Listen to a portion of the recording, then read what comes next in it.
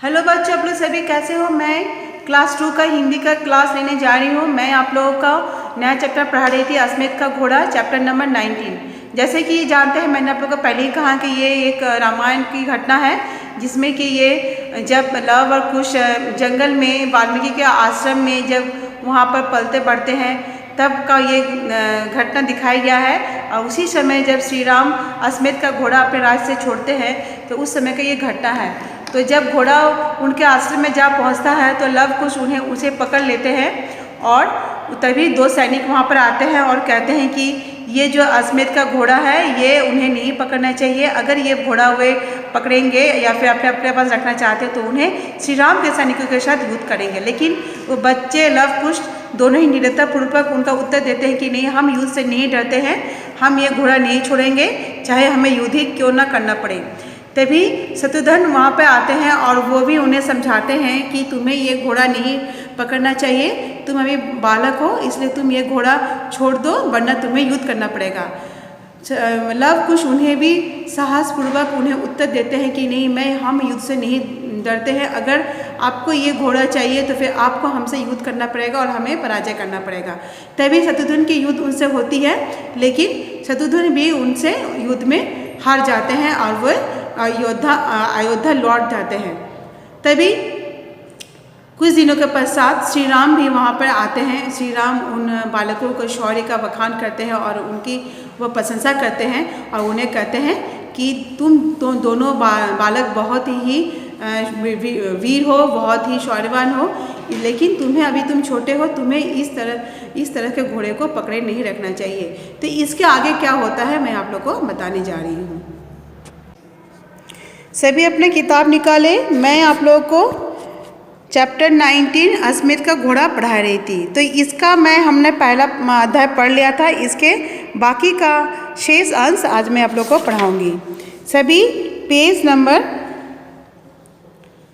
133 निकाले। जैसे कि मैंने आप लोगों को कहा था कि जब शत्रुघ्न युद्ध में पराकर लव और कुश से जब वो युद्ध करते हैं तो वो हार जाते हैं और वो अयोध्या अपने घोड़े को लेकर लौट जाते हैं। तभी वहाँ पर राम आते हैं और उन बालकों के पुत्रों को, ऋषि पुत्रों को प्रणाम करते हुए कहते हैं कि तुम्हारे शौर्य का सम्मान करता हूँ, लेकिन तुम्हें ये घोड़ा नहीं रखना चाहिए, तुम ये घोड़ा छोड़ दो। इसके बाद देखिए पेज नंबर 133 में लव कुश, महाराज आपके चरणों में लव कुश का सादर प्रणाम। फिर लव कुश का कहते हैं, महाराज आपके चरणों में लव कुश का सादर प्रणाम। तो वे छोटे बालक थे, लेकिन वे भी अपने से बड़ों का सम्मान करना जानते थे, तो उन्होंने महाराज को प्रणाम किया। सुना है कि यज्ञ का घोड़ा जो पकड़ता है वह उसे तभी लौटाता है जब युद्ध में परास्त हो जाता है। हम अभी परास्त नहीं हुए हैं, अपनी सेना को युद्ध की आज्ञा दीजिए। तो लव कुश निडरतापूर्वक श्री राम से कहते हैं कि आपने जो कहा है कि ये घोड़ा हमें छोड़ देने के, लेकिन हमने सुना है कि यज्ञ का घोड़ा जो एक बार पकड़ता है वह जब तक वह युद्ध में परास्त ना हो तब तक वो उसे नहीं छोड़ता है। तो फिर हम तो अभी तक हारे नहीं हैं, हम अभी तक परास्त नहीं हुए हैं, इसलिए आप अपनी सेना को आज्ञा दें कि वो हमसे युद्ध करें। राम ने कहा, नहीं ऋषि पुत्रों से युद्ध नहीं होगा, घोड़ा लौटा दो। राम ने कहा, नहीं ऋषि पुत्रों से युद्ध संभव नहीं है, तुम घोड़ा लौटा दो। लव ने कहा, युद्ध के बिना घोड़ा वापस नहीं मिलेगा। तो फिर लव ने कहा, युद्ध के बिना तो हम घोड़ा वापस नहीं कर सकते। तभी सीता का प्रदेश, तभी जब उन लव कुश और श्री राम में जब वार्तालाप हो रही थी तभी सीता का प्रवेश होता है। सीता ने कहा, नहीं लव कुश नहीं, ये महाराज तुम्हारे पूज्य पिताश्री हैं, इनसे युद्ध नहीं। तो फिर सीता ने उन्हें समझाते हुए कहा, लव कुश तुम इनसे युद्ध नहीं कर सकते क्योंकि ये महाराज तुम्हारे पिताश्री हैं। लव कुश, पिताश्री, माँ यह क्या कह रही हो?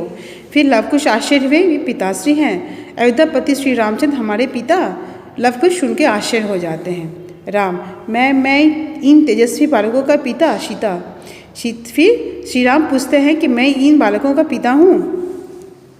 लव कुश दौड़कर अपने पिता के चरणों में गिर पड़ते हैं और राम उन्हें गले लगा लेते हैं। तो फिर लव कुश अपने पिता के जाके चरण पे गिर पड़ते हैं और राम उन्हें अपने गले से लगा लेते हैं।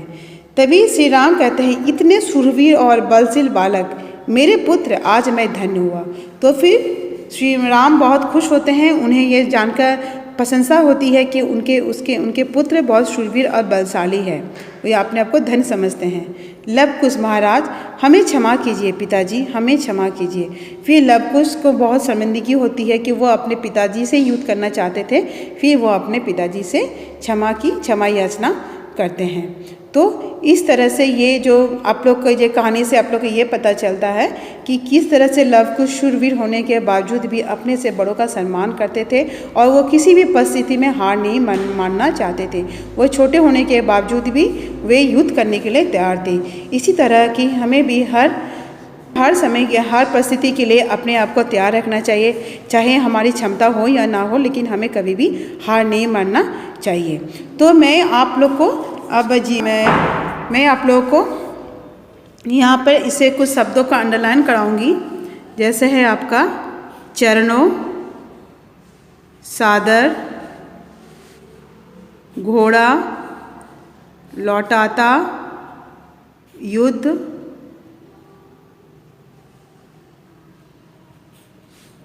परास्त, आज्ञा,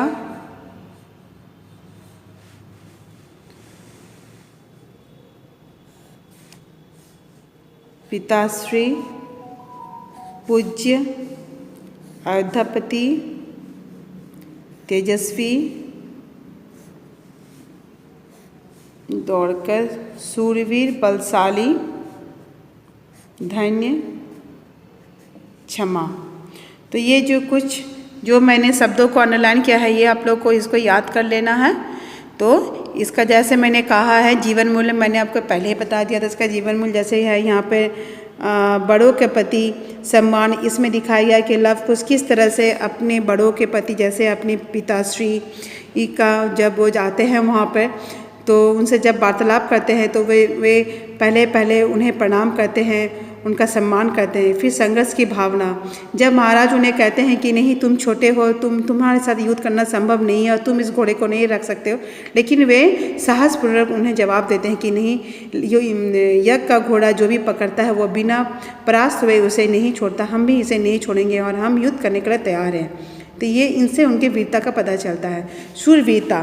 तो इससे इनकी शूरवीरता का झलकता है कि किस तरह से वो इतने छोटा बालक होकर भी श्री राम के विशाल सेना के सामने वे नहीं झुकते हैं, उन्हें युद्ध करने के लिए तैयार रहते हैं और वे कहते हैं कि जब तक हम युद्ध में परास्त नहीं होंगे हम इस घोड़े को नहीं छोड़ेंगे। इससे इन बालकों का शूरवीरता और बलशीलता का पता चलता है।